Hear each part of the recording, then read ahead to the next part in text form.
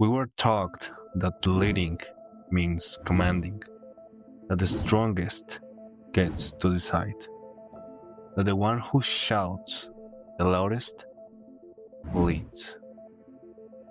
But what if I told you that leadership has nothing to do with power? So, if that's true, what does it mean to be a good leader? From a young age, we grow up believing that to be a leader is to be on top, to control, command, and earn respect through fear. It's the kind of leader we often see in shows, in jobs, even in our own homes. We absorb the belief that to be followed, we must rise above others. But that kind of leadership doesn't last. It works only as long as you hold power. And when that power fades, no one follows. No one respects. They just fear you. And as Viktor Frank once said, fear is a bad glue. It doesn't unite, it isolates.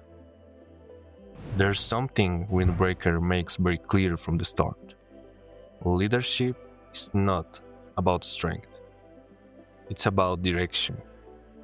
And two characters embody this contrast perfectly: Umemiya and Shoji. Umemiya leads Furin without raising his voice. He doesn't give orders or impose, he just acts. When someone falls, he helps them up. When someone hesitates, he looks them in the eye. He doesn't force anyone to follow him.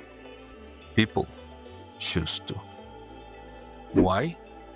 Because strength born from respect is stronger than strength born from fear. Something Shoji shows us clearly. He looks like a leader in full control, but his control is panic dressed as leadership. He isolates the weak, punishes mistakes, and his gang obeys him not out of loyalty, but out of fear. Where Umemiya connects, Shoji divides. Where Umemiya inspires, Shoji dominates. This contrast isn't random. The psychologist Daniel Goleman, author of Emotional Intelligence, once said, "A leader doesn't need authority if they have empathy."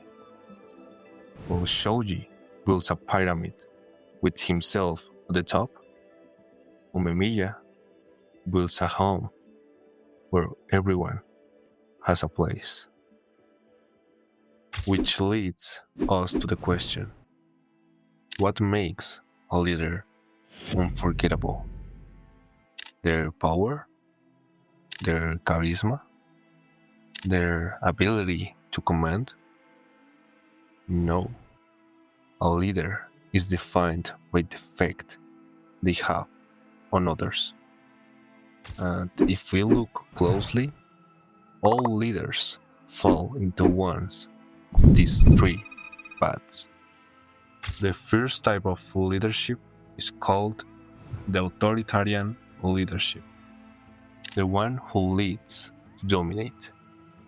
This leader imposes. They don't lead, they direct. They believe authority comes from force or status. Shoji Tomiyama is a perfect example in this category. He doesn't unite, he controls, and his group responds, not with loyalty, but with pressure. Other examples include Aizen from Bleach, who leads through manipulation, or like Yagami, would transform justice into a regime of fear. As the psychoanalyst Eric Fromm warned, fear can force, but never inspire. And true leadership inspires. The second type of leadership is called the exemplary leadership. The one who leads through example. No shooting here, only presence, patience, and above all, consistency. This leader doesn't need to command. People follow because they want to. Umemiya leads like this, kind without being weak, firm without being cruel. Furin respects him because he respects them first. We also see this in Tanjiro Kamado from Demon Slayer. He leads not with ego, but with empathy. His presence lifts others, not through fear, but admiration. Another case is All Might from My Hero Academia, who serves as a symbol, but his greatness isn't in his strength, it's in how he lives. As a philosopher and doctor, Albert Schweitzer said, example is not the main thing in influencing others. It is the only thing. The last type of leadership is called the silent leadership, the one who leads from the shadows. This is the invisible leader. They don't seek applause, titles, or thrones. They just want things to work, and for no one to be left behind. Kakashi from Naruto is a perfect example. He never asked to be followed, but he became the mentor everyone needed. Or Levi Ackerman from Attack of Titan. He barely speaks, but with every action, he keeps his team together in total chaos. And Kyojuro Rengoku from Demon Slayer. In a single appearance, he inspired his entire squad. Not with shouts or punishment, but with love, determination, and an unshakable flame. This leader reflects the mentor archetype described by psychologist Carl Jung. A leader is the one who doesn't seek the spotlight, but whose quiet example shapes others from within. In short, the authoritarian leader imposes, the exemplary leader transforms, and the silent leader supports. And none of them are defined by their strength, but by what they leave behind when they're gone. In the end, we don't lead when we have power. We lead when we help. We lead when we inspire. We lead when others learn just by watching us.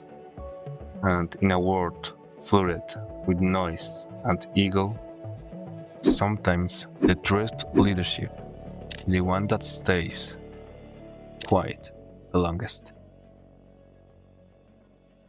Well, if you made it this far, thank you, seriously. I want to know, what does being a good leader mean to you? And with nothing more to add, I hope the next video is your idea. See you in the next time.